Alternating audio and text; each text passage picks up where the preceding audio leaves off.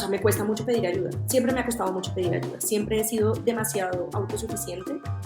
Y con el tiempo me tocó entender que hay cosas que me pueden ayudar desde afuera, así que lo primero fue la terapia. Para mí la terapia ya hoy en día hace parte de la canasta básica familiar. Lo segundo fue que pues empecé a bajarle, a decir que no, aprendí a decir que no, qué difícil es, ¿sí? Pero a mí, mira, mi frase típica era, miren, a mí mi mamá me enseñó que a mí donde me invitan yo voy. Y si a mí me invitan a un café, yo voy. Y si a mí me invitan a un helado, pues también voy. Si me invitan a una clase, también. Y al final me di cuenta que eso me estaba haciendo mucho daño porque estaba generando aperturas y generando expectativas que no eran sanas ni para la gente ni para mí. Y que yo no podía atender, no tenía las 24 horas del día para tomarme el café con ellas. Entonces empecé a decir que no. Empecé a decir que no y empecé a entender también qué priorizar. Hola, soy Nicolas Demeye, su anfitrión, y esto es Innovadores sin Filtro, un programa único para inspirarnos y aprender de los emprendedores, disruptores, rebeldes e innovadores sociales más extraordinarios de América Latina que están liderando la transformación de los mercados, modelos y sistemas tal y como los conocemos.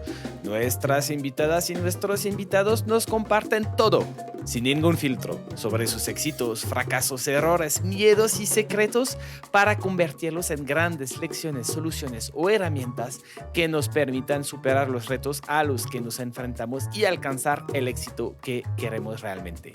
Innovadores sin Filtro es creado por Tony Carr, cofundador de Halloran Philanthropies, y Nicolas Demeye, coach de emprendedores y líderes de alto impacto que quieren conectarse profundamente consigo mismo, transformarse radicalmente para crear una vida auténtica y armoniosa y alcanzar sus objetivos.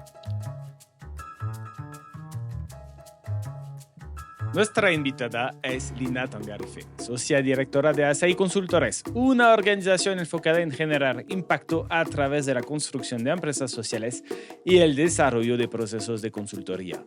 Lina nos contará sobre su inspiradora trayectoria desde su temprano interés en la transformación social, pasando por su valiente decisión de dejar el sector público para emprender y liderar proyectos que realmente impactan en el terreno, hasta su significativa experiencia en Uniandinos. Además, Lina compartirá con nosotros su profundo viaje personal hacia el autocuidado y la salud mental, revelando las duras lecciones aprendidas sobre la importancia de pedir ayuda y decir no. Es un episodio repleto de vulnerabilidad, aprendizaje y reflexiones sobre cómo equilibrar el éxito profesional con el bienestar personal. Hola Lina, buenos días. Nico, buenos días, acá desde la fría Bogotá. ¿Cómo estás tú? Muy bien, aquí desde el calor de México, cerca de México, en Valle de Bravo, donde estamos en temporada seca y hay mucho sol y es muy seco y hace pasto. Entonces, un poco todo distinto lo que vivimos aquí. Pero qué emoción recibirte en Innovadores sin Filtro. Nos conocimos hace unos meses en un evento y yo me quedé muy impresionado cuando vi tu presentación en un taller que nos organizaste. Y después me metí a ver todo lo que habías hecho y no me quedaba la menor duda que te quería invitar en Innovadores sin Filtro. Llevas, ¿qué? Más de 15 años estando involucrada en temas de impacto social, también hiciste política, estás en educación, estás creando y construyendo empresas, haciendo consultorías, o sea, tienes una experiencia muy amplia en diferentes sectores, pero últimamente lo que más te ha ocupado es el tema de consultoría y creación de empresas que tienen un impacto social. Entonces, muchísimas gracias por estar aquí. Siento que vamos a aprender mucho. Bienvenida. Nico, gracias. Pues con tremenda presentación, ya no sé qué voy a decir. Pues mira, vamos a empezar un poco por ahí. Cuando veía tu biografía, o sea, al inicio sentí que hiciste bastante diferentes proyectos, ¿no? O sea, vi un tema de Six Flags, después un poco de política. Pues si no quieres contar un poco cómo llegaste a hacer todo esto, quién eres, un poco de dónde vienes. Bueno, pues empezando por el comienzo, creo yo que empiezo un poco este camino hacia la transformación social cuando tengo 11 años, que mi mamá me obligó a hacer trabajo voluntario con comunidades de condiciones especiales económicas aquí en Bogotá, en un barrio que se llama Ciudad Bolívar, precioso, cuyas personas además son espectaculares también. Y ahí fue donde me formé, ahí fue cuando empecé a hacer voluntariado. Unos meses después de haber empezado a trabajar con mi mamá, ella tuvo que empezar a trabajar full time en su oficina y yo simplemente seguí mi trabajo voluntario hasta por ahí los 22 años, en donde pude evolucionar con muchos programas, con procesos de transformación, pero sobre todo trabajando mucho con la gente. Para mí el hecho de compartir con niños, de compartir con jóvenes, de entender también sus contextos era algo que me inquietaba mucho. Y por eso también decidí un poco escoger la carrera que escogí, que era ciencia política, una sola, una ciencia política. Y pensándome en esos escenarios de toma de decisiones donde de verdad se pudieran generar transformaciones más estructurales. Pero ya te contaré un poquito más de eso, pero creo que ese es el origen. Soy una mujer muy privilegiada, la mayor de tres hijos, en una familia muy amorosa, muy estructurada, muy integral como en su manera de ver la vida y muy dada al servicio. Entonces, para mí siempre ha sido como una constante el hecho de estar siempre al servicio de las personas, de las organizaciones, pues de los amigos, de Mm, los aliados y de todos los que me rodean. ujú. Buenísimo. Y además, cuando te escucho, o sea, tema eres una científica política, pero todo esto nació de estos primeros voluntarios que hiciste cuando tenías 11 años y de ahí nació esta, esta ambición de servir, ¿no? Este deseo de seguir sirviendo a los demás. Y después estudias ciencia política y después empiezas en, no sé, en Six Flags y después cuéntanos un poco de estas primeras experiencias, lo que te llevaste de ellas. Pues mira que algo que muy pocas personas saben es que yo empecé a estudiar ciencia política y economía al mismo tiempo. Y el hecho de estudiar como estas dos carreras y de haber hecho casi 7 semestres de economía me convierte un poco más en tener una mente más de economista que de politóloga, muy orientada hacia la acción y hacia la transformación social. Y eso hizo que me inquietara mucho en la universidad por empezar a hacer trabajos gratuitos de investigación. Entonces empecé trabajando primero para la vicepresidencia de la República, en donde escribí un libro para el entonces vicepresidente de la República, Francisco Santos, y en donde trabajamos en un proceso de innovación súper interesante.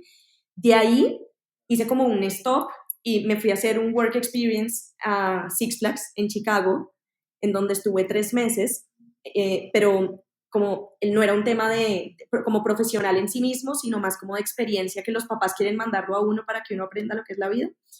Y ahí decidí quedarme en Chicago unos meses, aproximadamente unos 6 meses, haciendo una pasantía en el Banco Interamericano de Desarrollo.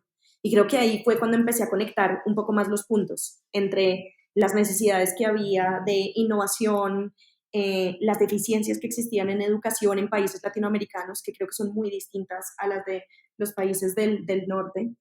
Y empecé entonces a pensarme cómo podía yo empezar a trabajar en esto, o sea, cómo uno consigue un trabajo. Eso es algo que a uno no le enseñan. A uno no le dicen, mira, conéctate por aquí, haz por aquí, estudia esto por aquí, sino uno realmente picotea mucho hasta que pues uno empieza a hacerse el camino. Y creo que eso ha sido algo que he hecho mucho, me he hecho mi camino. No he utilizado las palancas de mis papás, que pude haberlo hecho, no he utilizado tampoco ningún contacto, sino creo que ha sido mucho mérito y propósito de entender un poquito qué es lo que quiero hacer, de volver a conectarme con la gente, de volver a los barrios que me vieron crecer. En muchos casos he vuelto y es una conexión maravillosa el hecho de poder sentir que la gente todavía te recuerda, que la señora de la panadería, que aquí las panaderías en Colombia son un tesoro nacional, ¿no? Ok. Lo que entiendo muy bien es este tema de, ok, empezaste con siendo politóloga y economista, después te vas a aprender la vida, después de haber escrito un libro también, a aprender la vida en Chicago y después haciendo una pasantía en el BID. Y ahí te das cuenta, ¿no? Un poco de la realidad de América Latina comparado con el norte y las necesidades. conectando puntos también, porque este tema de, ya lo sabía un poco, los temas de los temas sociales, los problemas sociales que podía haber en Colombia y ahora lo ves quizás a una escala distinta, sobre todo un continente y comparando las cosas. Pero lo dices tú, ¿no? Voy a poder usar palancas para conseguir un trabajo ahí. Sin embargo, no lo hice. Entonces, ¿qué hiciste, no? Para empezar, sin usar palancas, para conseguir estos primeros trabajos que eran relevantes realmente para ti. Sí, pues mira que precisamente pues pensando en decir como, bueno, yo tengo claro lo que quiero hacer, pero no sé cómo. Tengo que encontrar caminos. Entonces me empecé a conectar desde la universidad con algunos profesores que hacían consultoría. Me conecté con un profesor experto en temas de seguridad y defensa que me invitó a hacer una práctica en su empresa y durante 3 meses fui miserable e infeliz. Era ver cómo personas muy inteligentes se dedicaban era a planear cómo no caer en guerra, a cómo manejar recursos nucleares, a un montón de cosas que yo decía, no, yo quiero hacer la paz, a mí la guerra no me mueve el corazón. De hecho, me angustia un montón, entonces como que ahí, por ejemplo, empecé a decir, qué valioso es haber podido tener experiencias también en donde me mostraron que ese no era el camino, pero al final había que explorarlo, había que chulearlo y había que entender también un poco cómo ese contexto, cómo el siguiente contexto en el que trabajé en una empresa de comunicaciones estratégicas, pues tampoco era el camino. Sin embargo, hoy agradezco mucho en retrospectiva esas experiencias porque pues me formaron y me dieron lo que decimos acá en Colombia, peso en las nalgas, ¿no? Ujú. Y siento que es un mensaje importante para muchas personas que están buscando su camino de vida. Y no importa tanto la edad, ¿no? Puede ser un joven estudiante hasta una persona en reinvención profesional, ¿no? Que se dice, ¿qué voy a hacer, no? Pero por lo menos hay cierto deseo, hay como una visión. Tú tenías esta visión, decías, "Doctor, a mí me importa, ¿cómo? No lo sé. No me han enseñado, a nadie se les enseña esto. Y que tengamos 15 años, 20 años o 40 o 50 años, a veces que queremos reinventar o inventarnos, nadie nos enseña esto, ¿no? Y lo que a mí me gusta mucho de lo que nos comentas es, sí sabía más o menos lo que quería, pero como no, entonces busqué experiencias. Me acerqué a mis redes de contactos y de ahí surgieron oportunidades que al inicio no sabía, me di cuenta que no era para mí, pero ahora agradezco esto, de haberlo vivido.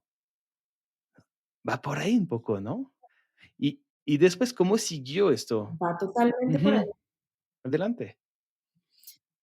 Después de eso empecé a cuestionarme como, bueno, ¿en dónde es que está el territorio? ¿En dónde se cambia el territorio? ¿En dónde realmente se cambia la vida de la gente? Porque uno oye hablar, yo sí me soñé en algún momento estando en Naciones Unidas, vestida de sastre blanco, tomando las decisiones de cómo se cambia el mundo y realmente me di cuenta que ahí no pasan las cosas. Las cosas pasan es con la gente, en el territorio. Y dije, bueno, pues qué mejor manera que irme a trabajar con el gobierno. Pues qué brillante idea. Más bien vámonos y trabajamos en el gobierno, que es en donde realmente se debería poder resolver las necesidades de las personas y en donde me voy a poder remangar. Y trabajé durante aproximadamente 2 años en el Departamento de Función Pública, que es el departamento en Colombia que formula la política pública y que diseña las instituciones del Estado para hacerlas viables. Entonces, para mí era también un tema de entender qué se necesita para cambiar mucha infraestructura. Se necesitan muchos procesos, se necesita andamiaje, se necesitan procesos robustos y personas con mentes también que conecten entre el territorio y las instituciones para poder generar oportunidades. Y alcancé a trabajar más o menos reestructurando unas 20 entidades del Estado. Ahí me enamoré un poco de la infraestructura social y del diseño de la política pública, no entendida como la ley, sino como todo aquello que puede generar cambios en las vidas de las personas. Entonces, ahí tengo que decir que me reconecté un poco más con la ciencia política, porque yo me gradué de la ciencia política y dije, no, yo ya, o sea, politóloga, no, o sea, yo soy una persona de acción, yo no me puedo quedar contemplando la teoría. Yo no me puedo quedar contemplando estos manifiestos teóricos que realmente sí, claro, generan ideales, generan transformaciones colectivas, pero al final, ¿cómo hago yo para saber que eso le está llegando a doña María, a la señora de la panadería con la que me sentaba a hablar de los dolores de su comunidad? Eso no pasaba, ¿no? Entonces, de ahí también entendí que ahí tampoco pasa, pero que se necesita infraestructura, que se necesita mucho andamiaje y robustez en los procesos para que realmente se generen conexiones con las personas que están viviendo y que necesitan mejorar su vida, ¿cierto? Entonces de ahí tomé la decisión de hacer, para lo que para muchos sería un retroceso en la vida profesional, yo ya estaba ganando una buena cantidad de dinero, dije, no, yo necesito devolverme a empezar a crear un poco más de marca personal y de trabajo con el territorio en algún lugar que me dé plataforma. Y me fui a trabajar ganándome un 300% menos de lo que me ganaba a la Asociación de Egresados de la Universidad de los Andes, Uniandinos, que tenían un programa de fortalecimiento de capacidades de organizaciones de la sociedad civil y que esto lo apoyaba con voluntariado. Si algo yo sabía hacer bien en esta vida era ser voluntario. O sea, eso era algo que tenía clarísimo. Sabía cómo era la experiencia para ser buena voluntaria y así fue como empecé a organizar lo que llegó a ser una de las plataformas de voluntariado profesional más grandes de América Latina, en apoyo a organizaciones de la sociedad civil. Apoyábamos procesos a más de 500 organizaciones al mismo tiempo y ahí yo veía que las cosas pasaban, porque yo no trabajaba directamente en el territorio, pero trabajaba con todos aquellos que sí lo hacían, que necesitaban tener más infraestructura para funcionar mejor. Entonces ahí te conecto un poquito como la idea ahí de la cadena entre las experiencias y de cómo fue que terminé ahí. Claro, y ¿cómo te diste cuenta que ser servidora pública o en tu rol en particular no iba a funcionar para alcanzar lo que tú, el impacto que querías tener y al final es lo que te hizo decidir salirte y cambiar, hacer un giro profesional hasta perder muchísimo ingreso? Pero ¿qué te hizo? O sea, ¿cuál fue el momento y dijiste, no es esto? Pues es que ser servidor público en países como Colombia o en América Latina, siento yo que es algo muy desgastante. Tú inviertes demasiada energía y ves pocos resultados y ves poco impacto porque hay muchas cosas que no dependen de ti. Y personas como yo, que somos un poco soñadoras, pero estructuradoras, pero implementadoras, sobre todo implementadoras, pues para mí era muy importante ver que las cosas pasaran. Y fue como un día, literal, que yo salí de una reunión y donde dije como, yo puedo pensarme en las mejores instituciones para este país, pero si estas personas no encuentran gente que lo ejecute, pues no voy a lograr nada de lo que me estoy pensando. ¿En dónde puedo hacer mejor? ¿En dónde puedo invertir más mi energía? ¿En dónde puedo incluso ganar un poco más de dinero, pero además de reputación y de poder ir fortaleciendo mis capacidades para poder llegar a ser una guía en términos de infraestructura social? Y así fue como tomé la decisión. Dije, sector privado o sociedad civil, qué chévere plataformas que me ayuden a llegar a muchas personas y que me ayuden a generar un impacto que yo pueda ir, ver y tocar. Porque si tú ayudas a una organización social y logras que sea sostenible, que básicamente fue en lo que me he dedicado los últimos años, que es, venga, cómo diseñamos modelos que de verdad hagan que las organizaciones fluyan y funcionen de manera autosostenible financieramente y operativamente, pues ahí tú ves cómo esas personas intervienen mejor a las poblaciones, tú ves cómo las poblaciones se generan ciclos virtuosos de generosidad y de mucha empatía alrededor del desarrollo social. No solamente es, ay, pobrecitos, ellos que no tienen con qué comer, es como, no, no, no, pobrecitos, no, ellos tienen mucho que poner sobre la mesa. Venga y lo revisamos y pongamos esas capacidades por encima incluso de lo institucional, ¿no? Que eso es algo que me parece muy, muy interesante. Ujú. Una de las razones de salirte fue el tema de querer realmente ver el impacto, que un impacto ya ejecutado, o sea, y verlo y sentirlo, porque en el como servidora pública era la frustración. Pongo infraestructura, estructura, pero al final nadie para ejecutar esto y no sirve para nada. Entonces, fue una de las razones. Y digo una de las razones porque lo escuché y lo hablaste dos veces, hablaste de tu marca personal y tu reputación. ¿Por qué en este momento para ti era tan importante desarrollar tu marca personal y tu reputación? Pues tengo que decir que yo era, o sea, te estoy hablando cuando yo tenía unos buenos 19, 20 años. O sea, siento yo que he tenido una carrera profesional un poco acelerada, lo cual en este momento también me enseñó otras cosas para poder parar, pero en ese momento para mí era muy importante poder posicionar un poco lo que hacíamos. Creo yo que para mí la reputación es un resultado del trabajo y por eso me dediqué a trabajar y que mi trabajo hablara por mí.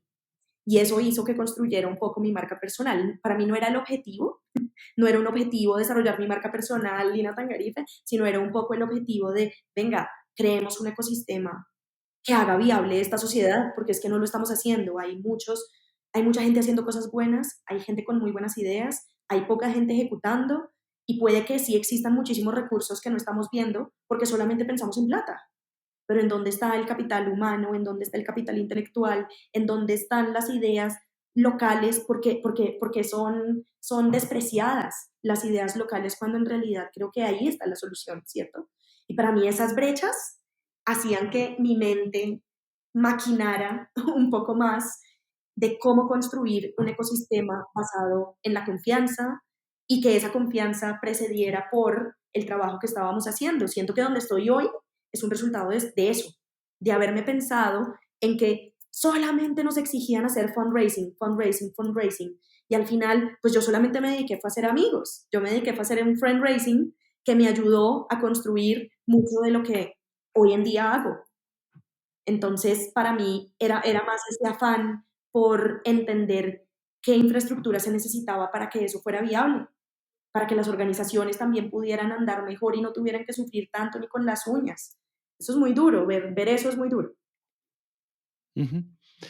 Entonces, después de esta experiencia, llegas a Unión Dinos. ¿Cuánto tiempo te quedas ahí? Y un poco, ¿qué lograste en esta organización? Y después, ¿por qué te saliste? Pues yo empecé en Uniandinos siendo profesional.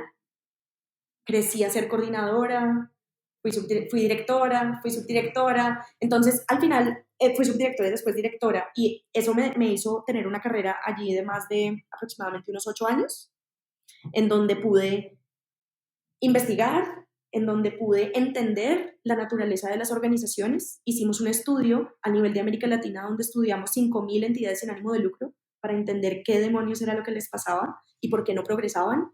Logramos hacer conexiones súper interesantes con sector privado y con sector gobierno y logramos estructurar un programa de fortalecimiento de sales ofrecido por la Cámara de Comercio de Bogotá que logró capacitar durante más de 10.000 horas a muchísimas sales, te estoy hablando de 25.000 sales que hay en Bogotá y en sus alrededores, y todo esto operado por voluntariado.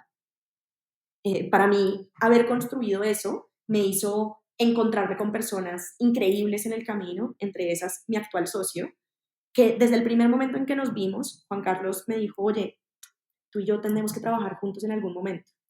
Desde el momento en que nos conocimos hasta el momento en el que yo me vine a dirigir la empresa que él fundó, pasaron 6 años. 6 años pasaron, pero 6 años en las que construimos escenarios, en donde fortalecimos el ecosistema, en donde él creó Impactia en el mismo momento y fui yo la que le dije, sin miedo al agua, vámonos con Impactia y mostrémosle esto a más de 2.000 personas en Bogotá y en toda Colombia. Y esto que también creo que empezó a generar una reciprocidad súper interesante en las relaciones que construíamos. Entonces, ¿por qué decido salirme? Porque Juan Carlos llega con una propuesta sobre la mesa de decirme, ya tengo con qué traerte, vente a ser socia y gerente de Asaí, que es la empresa que hasta el día de hoy dirijo, y con eso, pues la magia simplemente sucede. Es increíble lo que pasa cuando tú simplemente te dejas también llevar. Y yo me salí de una muy buena posición también en la que tenía todo. Yo manejé presupuestos de mucho dinero, tenía una reputación increíble, mucho trabajo por hacer, pero también los ciclos se cumplen y los ciclos de liderazgo se cumplen en las organizaciones. Y ya yo sentía que se necesitaba otro liderazgo allá y que yo necesitaba otro liderazgo también para empezar a enfocar mi vida un poco más hacia otros procesos que me dejaran capitalizar más lo que yo sabía, lo que quería hacer y las relaciones que había construido en los últimos 8 años. Ujú. Antes de hablar de Asai Consultores, a ver, tocaste un punto interesante, es el tema del liderazgo, ¿no? Y pasó 8 años en Uniandinos y haciendo, o sea, creando tu propio camino, ¿no? Y nos juntaste diferentes listas. Sin embargo, acabaste con este tema de necesitaba, yo y la organización también necesitaba otro tipo de liderazgo. Para ti, entonces, dos cosas, ¿no? ¿Tú qué estabas buscando en este momento como líder? Y dos, ¿qué crees que tu organización, Uniandinos, necesitaba que tú no podías o no querías como líder ofrecerle? ¿Qué preguntas? Bueno, por un lado, creo que va a empezar por lo último. Siento yo que también cuando los altos liderazgos de una organización no conectan muy bien con tu visión, tú puedes llegar a entrar en conflictos. Y yo tenía por encima una jefe y una junta directiva que sí creía mucho en mí como líder, porque me habían encomendado la responsabilidad de liderar este barco, que era un barco grande que había logrado cosas muy interesantes, pero llega un punto donde ya hay personas también y estilos gerenciales que no conectan con tu estilo gerencial. Eso por un lado, hizo también que acelerara un poco más mi camino. Y por otro lado, yo también tenía muchas ganas también de ver mi vida en una perspectiva distinta, porque tenía un chiquito que en ese momento tenía 1 año y medio y mi trabajo era tremendamente demandante. O sea, yo entraba muy temprano a trabajar, salía muy tarde de trabajar y eran jornadas muy extenuantes en donde yo casi no lo veía despierto. Entonces, tengo que decir que por un lado, yo agradezco infinitamente que durante los primeros 7 años de carrera en Uniandinos me dejaron, o sea, me dejaron hacer, me dejaron proponer y me dejaron volar hasta el punto que yo quise, pero llegó un punto donde ya había volado tanto que ya necesitaba era tener un liderazgo más en mi familia que a nivel laboral. Y eso empezó a generar también unos procesos de transformación en mí interesantes, porque pues al final siempre había peleado con la idea que uno tiene que escoger algo, uno tiene que escoger o la maternidad, o la familia, o la carrera. Y yo decía, no, no puede ser posible, no puede ser posible que eso sea así. O sea, alguien en el mundo tuvo que haber logrado un equilibrio entre las dos cosas. Pero también entendí que tú necesitas tener escenarios para que eso sea viable y sea posible. Y Uniandinos en ese momento no era un escenario viable para mí, para poder tener ese rol en mi familia, que siento yo que además yo he tenido un gran coequipero como esposo que no solamente me ha apoyado, me ha impulsado, sino que también me ha permitido poder tener momentos de priorizar mi carrera sin descuidar la familia. Y creo que de eso no se habla mucho. Se habla de la supermujer, se habla de los éxitos laborales, pero para mí un golazo, un exitazo que he tenido en mi vida es haber podido construir el equipo que tengo hasta el día de hoy con mi esposo, que no solamente cree en mí como mamá ni como mujer, sino también a nivel profesional. Él mismo me ha impulsado también en algunos momentos y él fue el que me impulsó, de hecho, a salirme de Uniandinos para irme a SAI porque veía que yo ya necesitaba otro tipo de alas. Ahora, ¿qué tipo de liderazgo se necesitaba en Uniandinos? No lo sé, no lo sé. Y no me siento bien afirmando como alguna verdad absoluta sobre liderazgo, como si fuera ya la gurú del liderazgo, cuando en realidad pues lo que uno hace es buscar siempre la mejor versión de uno mismo. Y eso fue resultado de mi búsqueda. Así que no tengo ni idea qué tipo de liderazgo se necesitaba en Uniandinos, simplemente todo lo que yo construí, mi legado y demás, pues me ha perseguido hasta el día de hoy. Y eso es, sin egos y sin decir es que debieron haber construido, no, ni idea, no tengo absolutamente ni idea. Yo simplemente seguí mi camino y he seguido construyendo mi legado, intentando encontrar la mejor versión de mí misma. Ujú.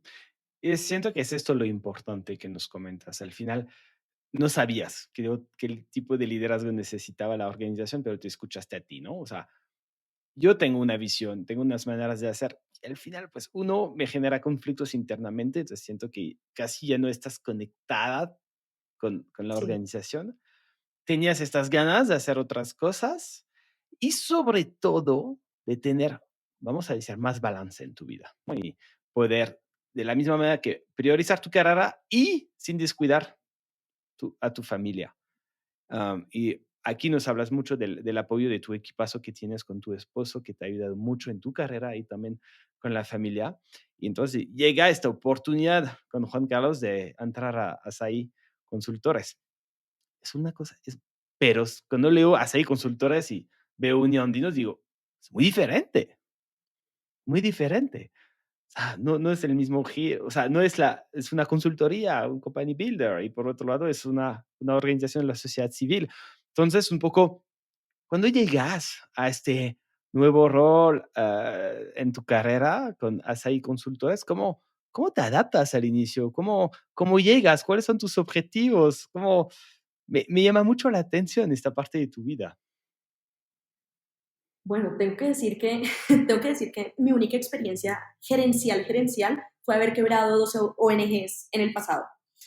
Y que yo no había gerenciado nunca una empresa, ni estaba en mis planes ser emprendedora ni empresaria, realmente. O sea, en mis planes estaba que la vida me ponga donde deba estar, yo seguramente voy a llegar a los lugares donde puedo aportar más, como que no me angustiaba mucho el futuro, por así decirlo, pero para mí Asaí fue como, uno, la confianza de poder crear mi propia visión gerencial aterrizada en una organización.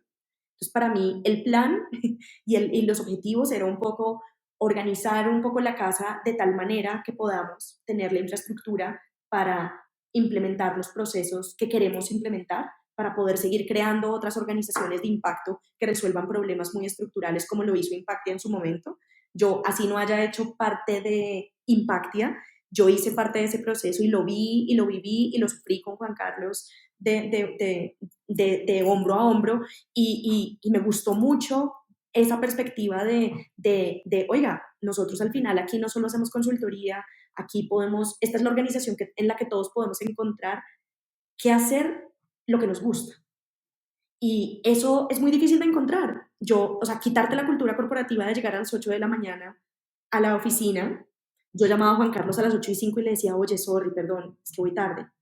Y él me decía, no me llames a decirme que vienes tarde, te viniste acá porque querías tener más libertad en tu tiempo, organiza tu tiempo, no me reportes el tiempo, repórtame resultados. eh, y creo que fue muy interesante para mí esa confianza de poder establecer esa visión gerencial, organizar procesos, muchos procesos, organizar equipo y empezar a crear como una infraestructura que nos ayudara a cumplir lo que hace el Asaí en el ecosistema, que es poder aprovechar todo lo que hay en el ecosistema para hacer mejor la tierra. Es el momento en el que la tierra se vuelve más fértil, en que las plantas pueden crecer más sólidas, en que se aprovechan todos los nutrientes, en donde es la fruta que equilibra la temperatura del cuerpo, por eso es un superalimento para los montañistas. Si tú quieres ir a subir el Himalaya, tienes que llevarte mucho azaí. Y para mí eso me generaba mucha ilusión, ¿sabes? Era como poder aterrizar el sueño de toda una vida de crear infraestructura, convirtiéndolo en un constructor de ecosistema. Juan Carlos ha sido un visionario, tengo que decir que él ve cosas en mí que ni siquiera yo veo, y siento que eso también tiene que ver un poco con por qué él me trae a entregarme esta empresa para que yo la dirija, que durante los últimos 6 años lo hemos hecho en equipo también con mi otra socia Paola Cuides. Y ha sido muy interesante darme cuenta que muchos de los conocimientos que yo había desarrollado en Uniandinos, que muchos de los conocimientos que había desarrollado trabajando en el Departamento de Función Pública, este era el momento de aterrizarlo y de ponerlos en práctica. Entonces, me costó ajustarme a que esto no era una cultura corporativa, a que podíamos crear una cultura organizacional alternativa en donde la gente se conectara más, en donde podíamos innovar en muchos procesos, porque diseñé procesos de selección sin ver hojas de vida que me funcionaron muy bien para crear equipo, en donde dijimos, este es el vehículo que nosotros tenemos para poder hackear el sistema. Ahora, ¿cómo lo hackeamos? ¿Qué hay que hackear? A ver, ¿qué hay que hackear? Entonces, es ese sentimiento de poder observar, de desarrollar habilidades comerciales que yo no pensé que tenían y que Juan Carlos me decía, ay, que sí, vaya, vaya, y verá que sí. Vaya, vaya, va a ver que le va a ir bien. Y es como esa manera muy integral de ver las organizaciones y de ver cómo poder transferir capacidades en los equipos, de ayudar a la gente a construir sus sueños. O sea, yo digo que yo soy víctima de ayudar a mi equipo a conectarse con su propio propósito, porque se conectan tanto con su propósito que me abandonan. Y eso está perfecto también, ¿no? Eso hace parte también del proceso y de permitirme también evolucionar en los liderazgos de la organización para poder encontrar también el lugar que más me hace feliz. Y aquí lo puedo hacer muy difícilmente. Trabajando para un corporativo puedes hacer eso. Y eso ha sido Ujú. muy chévere. Pero bueno, creo que te di un poco más de esa pregunta que me hiciste de cómo me adapté. Todavía sigo adaptándome, Nico. Claro. Y a ver, dije, esto es muy chévere y me hace pensar mucho cuando empezó esta canción que nos hablaste de tu deseo era muy buena para poner estructuras, infraestructuras, pero te frustraba no poder implementar o la falta de ejecución. Y después tienes mucha ejecución, ¿no? Haciendo enlace y ahora estás en un lugar donde sí pones infraestructura, estructuras y además puedes ejecutar, ¿no? Siento que aquí encontraste el lugar un poco, no sé si perfecto, pero un poco de que combines tus temas importantes, ¿no? Ahora, un poco los temas un poco más sensibles, que hablamos antes de esta entrevista de a veces lo difícil, ¿no? Los retos que implica ser emprendedora, ser directora de empresa, ser gerente. ¿O nos puedes comentar un poco sobre estos temas que tú has vivido y quizás cómo los superaste o si sigues en esto? Yo tengo que decir que también me formé como en entornos en donde se premiaba mucho el exceso al trabajo, en donde el premio al buen trabajo era más trabajo, en donde al final el éxito se medía también, era por la cantidad de horas que tú le dedicabas y no necesariamente por la calidad del trabajo. Y eso me hizo un poco adicta a la adrenalina de estar muy ocupada. Mi posición en Uniandinos también me visibilizó tanto que me invitaban a ser parte de juntas directivas en organizaciones, en fundaciones, y en donde también fui aprendiendo a administrar un poco más mi tiempo de voluntaria, porque pues si yo empecé siendo voluntaria, yo quiero seguir siendo voluntaria de por vida, pero tal vez desde otra perspectiva. Y pues eso hace que tú vivas ritmos frenéticos en donde tu agenda está llena todo el día, en donde no tienes tiempo casi ni para respirar ni para tomarte un café, en donde súmale además el hecho de estar criando un personaje que hoy en día tiene casi 8 años, en donde tienes también aparte que ser buena hija, buena hermana, buena esposa, son demasiadas presiones que en algún punto implosionan. Y yo soy una persona que siempre he estado expuesta a este tipo de escenarios, de burnout, de estar tan llena de cosas que ya el cuerpo empieza a dejar de funcionar. Y no solamente el año pasado, sino también cuando estaba en la universidad, la razón por la cual dejé de estudiar economía y me gradué solo de ciencia política fue precisamente una crisis de burnout que tuve por exceso de tiempo de estudio. Y tener episodios de esa naturaleza hace que tú estés muy predispuesto también a sufrir un poco más los roles de liderazgo, porque hay demasiada responsabilidad detrás. Y a mí no me da miedo, pero después de unos años siento yo que también he aprendido a administrar un poco mejor la energía y a entender que, pues que el trabajo nunca se acaba y que uno no todo lo puede, pero que estar también subido en un avión cantando todas las canciones a las que te invitan a cantar es desgastante a nivel de familia, a nivel personal, pero sobre todo físicamente. Y sin salud, pues tú no tienes nada. Y desafortunadamente a mí, en mi caso, lo que me ha tocado son los temas de salud. Ya cuando el cuerpo no te funciona, ya cuando tienes ataques de pánico, ya cuando no duermes, pues ya tú empiezas a ver que tal vez estos temas de salud mental necesitan ser tratados y necesitan ser tramitados por personas profesionales y que solo uno no puede. Entonces, en este rol de liderazgo, en estos roles de liderazgo, siento yo que sufrí un poco de eso, del afán de cumplir más a costa de todo y pues a costa de qué, pues del cuerpo, de la salud, de la tranquilidad, de muchas otras cosas que hoy en día creo que valoro mucho más.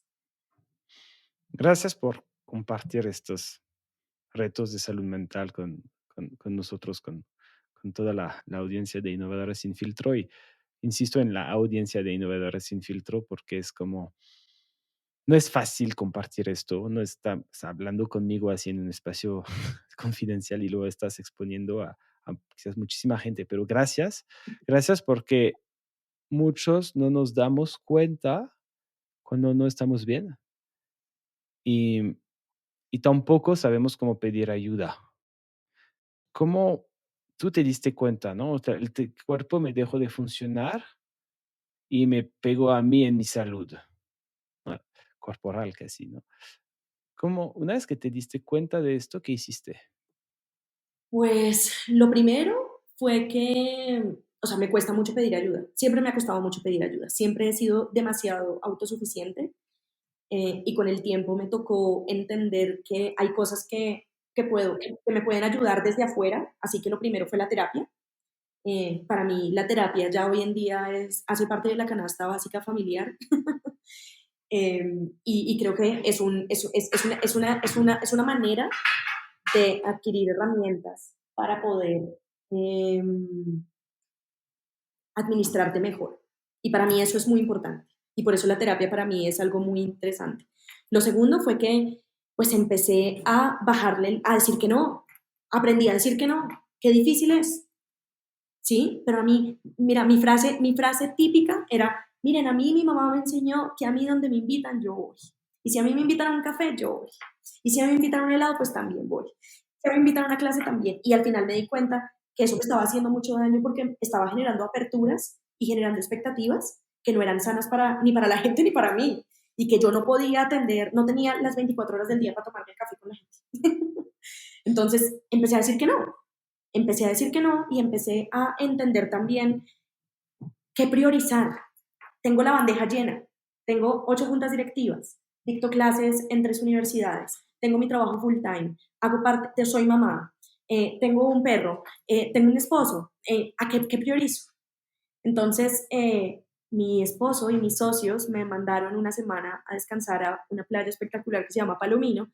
Me dijeron un viernes, me dijeron, mira, ¿sabes qué? La próxima semana te vas a Palomino, queremos que duermas, que descanses, no queremos saber nada de ti y queremos que vuelvas recompuestica, porque ya temblaba, ya no podía tener el pulso eh, bien puesto, ya se me olvidaban las cosas, ya no articulaba las ideas de la misma manera, ya yo me sentía que no estaba conectando igual. Entonces, claro, pues allá en Palomino, en medio de la playa, después de dormir 4 días seguidos porque el cuerpo estaba muy cansado, dije, no, lo que necesito es renunciar a muchas cosas y enfocarme. ¿Enfocarme en qué? En lo que es realmente importante para mí. ¿Y qué es realmente importante para mí? Azaí. En Azaí yo puedo reinventarme, puedo reconstruir, puedo hacer millones de cosas. Pero si yo no cuido hoy Azaí, pues entonces no voy a tener nada que construir para el futuro. ¿Sí? En ese momento ya nacía Territoria, el otro spin-off de Azaí, y me había tocado a mí asumir la dirección interina. Entonces, como decimos acá, yo tenía más puestos que un Transmilenio. Yo tenía 8 juntas directivas, 2 direcciones ejecutivas, mi hijo, el perro, mi esposo, en fin, todo lo que te conté antes. Entonces, todo implosionó a tal punto que llegué y dije, ok, vamos a conseguir dirección ejecutiva para territorio y solté territorio. Voy a renunciar a las juntas directivas. En ese momento, ya hoy yo hacía parte era de la junta directiva de Uniandinos. Y en esa junta directiva yo tenía a cargo la estrategia de internacionalización. Entonces, ¿qué significa esto?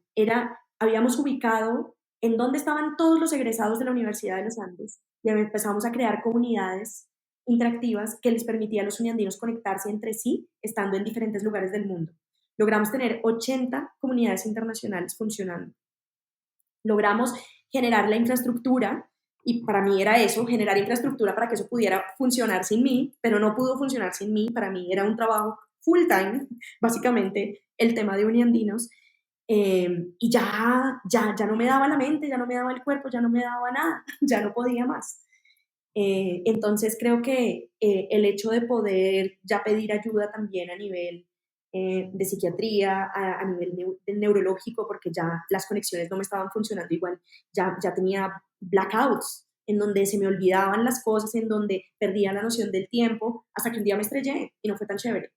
Ese día no fue tan chévere. Ese día me tocó coger y decirle a mi esposo, sí, me está pasando esto, estoy sintiendo esto, físicamente me estoy sintiendo mal, no estoy durmiendo, necesito ayuda en esto, necesito esto. Y creo que siempre lo había intentado resolver yo sola con mi terapeuta y al final en ese momento fue también poderle decir a mis papás, como saben que voy a, voy a ser hija también y me voy a dejar cuidar y voy a desconectarme un tiempo. O sea, mira que al final todas las cosas te empiezan a pasar y tú no te das cuenta lo mal que estás hasta que te estrellas. El día que te estrellas es cuando tú dices, rayos, me estrellé porque tuve un blackout, porque perdí el nivel de conciencia manejando en Bogotá, una de las ciudades más difíciles para manejar de toda América Latina. eh, Tú dices, rayos, ¿qué estoy haciendo? ¿Qué estoy haciendo? ¿Qué tengo que hacer? Entonces, literal, les dije pude decirles también a mis socios, miren, no estoy al 100, estoy en esto, medicada hasta los dientes, ya hoy te digo, después de estar en todo este frenesí frenético, en este mundo de tanta cosa, pues que ya hoy en día, literal, ya no estoy ni medicada y sigo teniendo terapia, pero ya me dieron de alta de todos los tratamientos y me siento muy distinta y me siento mucho más clara y me siento más tranquila. Pero pues en esos momentos, con ataques de pánico y la gente te dice, pero respira, es como, señora, ¿usted ha respirado? ¿Ha intentado respirar teniendo un ataque de pánico? No. Ah, bueno, pues es bastante difícil. Hace unos meses el BID sacó un reporte que se llama el factor invisible, ¿no? Que es exactamente esto, ¿no? De estos temas de salud mental y emocional, estos burnouts fuertes, como tú dices, son temas que no se hablan, ¿no? Por eso son invisibles, ¿no? Es por hacerlos, hacerlo visible, ¿no? Contando nuestra propia experiencia. Hay, cuando te escucho, siento que hay dos momentos en esta historia. Lo primero es cuando tú pides ayuda y vas a ver a una terapeuta. Y el segundo es cuando te estrellas y hablas con tu esposo, con tus papás, y que ya ellos te ayudan y también tus socios y te mandan de vacaciones y poco a poco de ahí siento que empiezas a subir un poco más y a estar mejor. Lo que me interesa entender es el primer paso, que quizás es lo más difícil. De primero tú te das cuenta que no estás bien y vas a ver una terapeuta y sabiendo que no te gustaba pedir ayuda, no sabías pedir ayuda, eras muy autosuficientes en tus propias palabras. ¿Cómo lo haces? ¿Cómo haces este primer paso de vulnerabilidad donde dices a alguien, no estoy bien? Y aunque sea un profesional, ¿no? Un terapeuta. ¿Cómo lo haces? Pues mira que yo tengo un amigo que es muy curioso, porque no nos vemos muy a menudo, pero cuando nos vemos, o sea, él sabe. Y un día él me llamó y me dijo, oye, estoy cerquita a tu oficina, ¿por qué no nos vamos a comer a algún lugar? Y yo, bueno, no, pues vamos. Y este amigo mío es budista. Entonces yo dije, no, pues súper chévere además, porque pues de pronto él me puede ayudar a meditar. Yo decía, qué chévere que yo pueda retomar la meditación con alguien que esté más conectado como con otro tipo de prácticas, me parece súper chévere. Y cuando me voy a comer con él me hizo como 3 preguntas y yo me desmoroné, pero literal, que yo no podía parar de llorar y sobre todo él siento que sabe que soy un poco terca también y que siempre intento resolver todo primero yo antes de pedir ayuda. Y con él me dijo, ¿sabe qué es lo que usted necesita? Usted necesita una sesión con mi terapeuta, porque usted es terca, porque no hace caso, porque todo el mundo le dice que se cuide, pero al final pues es muy difícil parar, entonces ve a una sesión con la terapeuta, te hice esta cita y esta es la cita y tienes la cita el viernes. Y yo la pagué, me dijo mi amigo, y yo la pagué, así que no te preocupes por eso. Entonces, literal, pues él fue el que me impulsó pues un poquito como a empezar como el proceso, sin saber un poco también pues a dónde me iba a llevar, ¿sí sabes? Pero lo interesante de la terapia fue que al final me ayudaba también, me ayudó a entender lo desconectada que yo vivía de mis emociones. Yo hacía caso omiso de las emociones. Yo siempre estaba bien, pero darme cuenta también un poco de que necesitaba entender mejor las emociones, que necesitaba hacer el curso del monstruo de los siete colores con Joaquín, que me enseñaba más porque tenía una claridad mental increíble de decir, me siento así y me hubiera gustado esto y tal vez por eso me hubiera gustado haber visto esto otro y por eso ahora me siento así. Es como esa claridad mental, yo siento que yo nunca la tuve porque siempre estuve criada en un entorno en donde todo era el éxito, todo era, tú tienes que ser la mejor, tú tienes que, y al final uno se pierde, yo nunca fui como muy dada como a ciertos resultados, o sea, como las notas, a mí las notas no me interesaban, a mí me interesaba aprender. Y ahí pienso que tenía un terreno ganado, pero quería aprender tanto que me reventaba la cabeza de aprender muchas cosas. Entonces, siento que en ese momento fue cuando todo hizo plop, o sea, todo explotó y fue cuando literal empecé a darme cuenta también un poco que era muy fácil decir las cosas, pero que hacerlas era otra cosa y que si yo era la que decía que quería que las cosas pasaran, pues yo tenía que hacer que las cosas pasaran en mi vida. Que si yo le dedicara a mi vida personal al menos un 10% de la energía que yo le invertía a mi vida profesional, pues sería muy exitosa en las dos cosas, pero como hice caso omiso de las emociones, las dejé acumular, las dejé represarse ahí en una esquina, pues muy difícil coger ese toro por los cuernos y empezar un proceso de sanación que siento que es en donde estoy ya hoy un poco más, pues 4 años después, pero sobreviviendo. Ujú. No, diría que así más que sobreviviendo, ya viviendo, estás en un proceso de sanación, ya no tienes tus medicinas. Em, si no es demasiado, ¿no? Pero, ¿cuáles fueron estas 3 preguntas que te hizo tu amigo? Como que mi amigo me dijo, no quiero que me hables de la oficina, quiero saber cómo estás tú. Y yo como, no, bien, Leo bien, Joaco bien, todos bien, no, en Asaí todo bien. Es como, no. ¿Cómo estás tú? ¿Qué sientes en este momento? Y yo, no, pues normal, pues muy contenta de verte, muy tranquila. Y me dijo, ok, ¿y por qué te pone tan contenta verme? Si siempre me ves cuando estás en problemada, me dice. Y yo, no estoy en problemada, pero pues bueno, creo que me siento un poco cargada. Y entonces me dijo, ¿qué es lo que te está cargando? Qué es lo que te pesa? Me preguntó. Y yo le dije, creo que me está pesando, me está pesando como la frustración de no poder lograr las cosas que quiero lograr en los tiempos que quiero lograrlo. Me dijo, ¿por qué? Y yo, pues porque en Uniandinos yo quisiera que todo pasara ya, pero todo requiere de tanta vaina, tanta aprobación, tanta burocracia, que las cosas no terminan pasando y eso me frustra mucho. Y me dijo, ok, ¿y qué te gustaría que fuera diferente? Y yo, ¿sabes qué? Me gustaría tener más tiempo libre. Y me dijo, ¿y por qué no tienes tiempo libre? Y yo, pues porque estoy tan llena de vainas. Mira esa agenda. Y le muestro mi agenda de un solo color. O sea, no había espacios libres, no había almuerzos libres, no había desayunos libres, no había cenas libres. Todo estaba dedicado a temas de trabajo. Y me dijo, de todo eso, ¿qué haces? ¿Qué haces por ti? O sea, no sé, vas al gimnasio, haces ejercicio, ¿qué haces? No sé, piensas, te sientas a tomar un café. Pucha, no hago nada, no hago nada. Y eso fue lo que me terminó también detonando, como tienes toda la boca llena de razón, la verdad, porque no hago nada, no estoy haciendo nada por mí, no tengo espacios para mí, dejo a Joaquín a las 5:40 de la mañana en la ruta y ¿qué hago?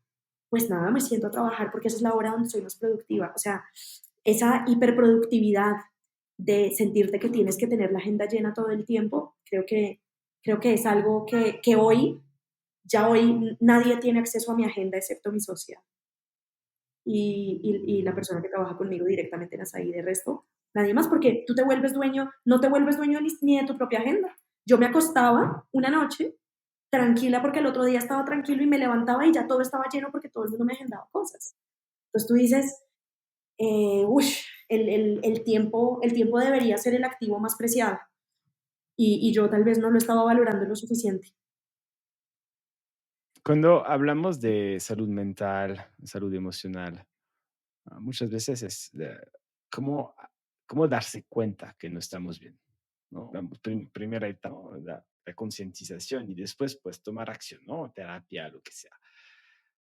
Pero aquí lo que nos cuentas es algo súper importante, es estar disponibles para los demás. ¿En qué sentido? O sea, podemos todos ser este amigo que tú tuviste. Podemos todos ver que cuando alguien no está bien, ir a escuchar a esta persona y de verdad preguntar, ¿cómo estás? De verdad, cuéntame más, ¿qué está pasando?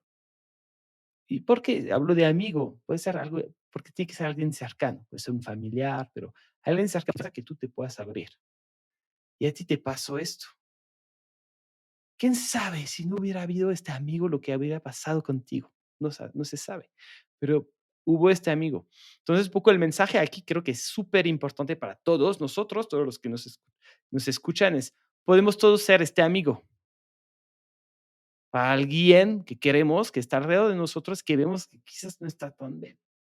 Y ¿sabes qué otra cosa? Yo empecé a sentir que a la gente le daba pena llamarme, porque pensaban que siempre estaba súper ocupada.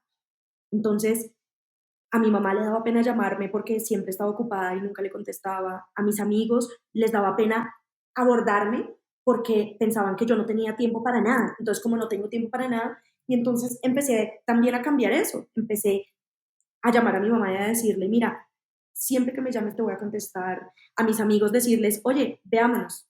Y me decían, ¿cuándo puedes? Y yo, dime tú, mañana, listo, mañana, nos vemos mañana. Empecé a abrir espacios para reconectarme un poco con mis amigos porque me dio duro darme cuenta que la gente no me abordaba porque le daba pena y pensaban que yo siempre estaba súper ocupada para ellos. Entonces yo decía, madre, Esteban es uno, que es mi amigo, que literal, que siempre está ahí, pero ¿cómo hago yo también para poder ser ese amigo si la gente le da pena abordarme porque piensa que siempre estoy ocupada? ¿Ah? Yo decía, que mi hijo le dé pena interrumpirme en una reunión. No, o sea, yo estaba viendo pasar la vida de mi hijo sentada al frente de un computador en juntas directivas.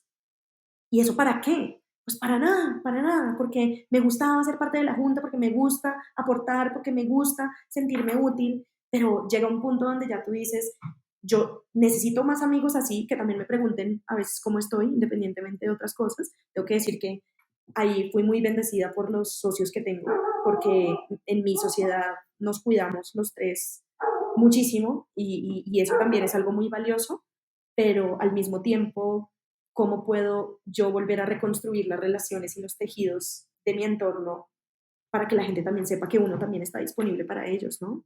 Es berraco, como decimos acá. Claro. Es saber decir que no, retoma el control de tu agenda, que esto viene de priorizar, ¿no? Y darte cuenta que es importante para mí, pues pasar más tiempo con amigos, con mi familia, con mi hijo, con quien sea. Entonces voy a ajustar todo lo que hago con esta visión que tengo de qué es importante para mí, mis prioridades de la vida, ¿no? Y de ahí surgen estrategias, varias cosas, que Somens es difícil, no es fácil ya retomar el control de la gente, no estoy disponible, ¿no? O decir a un amigo que te quiere ver, sí, vámonos a ver mañana y tú, pero tengo esto que hacer, tengo esto que hacer, a ver, pero al mismo tiempo es tu prioridad y lo decides. Y yo creo que de ahí viene mucha felicidad, ¿no? Cuando te sientes ya en control. Sí, sí, o sea, para mí el tema de cómo encontrar joy ha sido el tema. O sea, para mí es como me he leído, mira, yo leo un montón además y es una manera muy bonita también que he encontrado de descansar. Me costaba mucho encontrar cómo descansar y de recargar energía. Y esta parte como de encontrar joy para mí en las cosas es lo que también me ha permitido poder tener las conversaciones difíciles de, mira, estoy dispuesta a hacerlo. O sea, he hecho cosas que no me gustan toda la vida también, o sea, como todos hemos hecho cosas que no nos gustan, pero al final, en este momento, quiero hacer más cosas que me den más joy, que me den más como esa alegría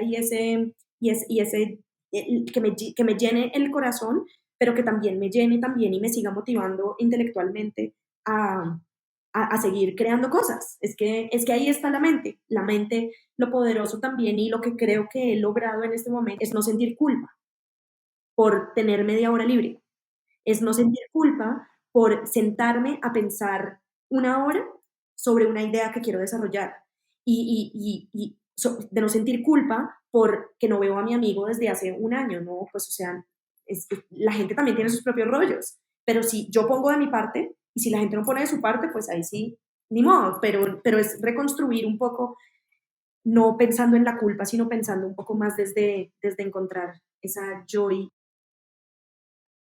¿Qué sigue para ti, Lina? Ya estás en Asahi Consultora, estás sanando, has sanado, estás encontrando más joy en tu vida. ¿Qué te podemos desear para el futuro? Mm, yo creo que más joy. Yo creo que parte también de llegar a donde estoy hoy, Nico, ha sido también siempre actuar con mucha generosidad. Y yo creo mucho en que lo que yo doy se me millonifica de muchas maneras, ¿sí? Y para mí construir relaciones basadas en la reciprocidad, basadas en la confianza, basadas también en el construir para que todos estemos bien, eso para mí, o sea, que más personas pensemos así y que pensemos más en ecosistemas y no tanto en ecosistemas, eso para mí ya es un regalo que agradezco todos los días poder vivirlo de más intensidad, encontrándome con más gente que vive de la misma manera, que eso es muy bonito, ¿no? Cuando uno conecta también y encuentra gente que vibra de la misma manera que uno.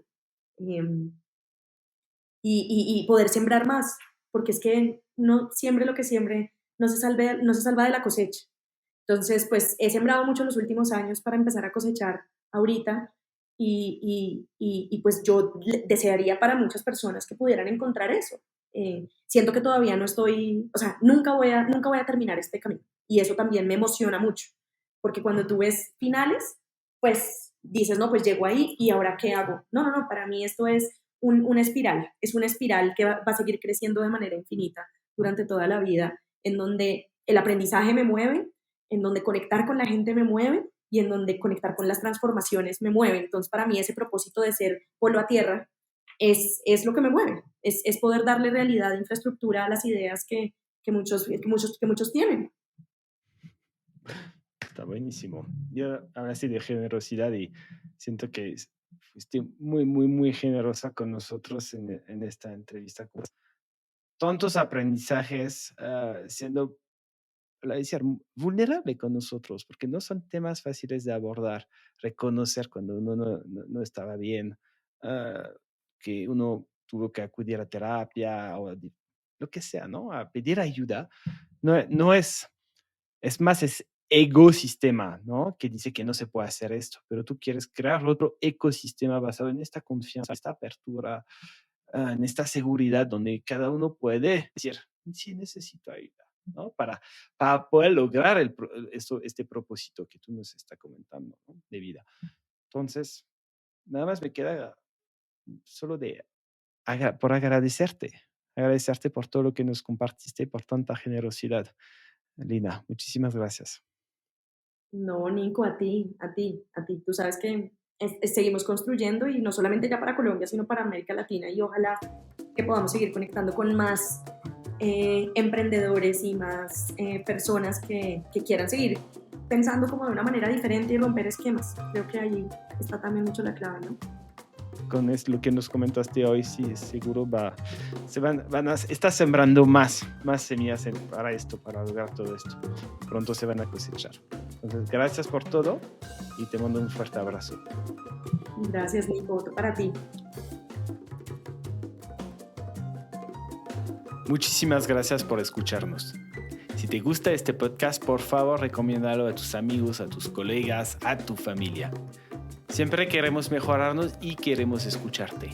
No dudes en enviarnos tus comentarios, retroalimentación o consejos sin ningún filtro en innovadoresinfiltro.com. Gracias y hasta luego.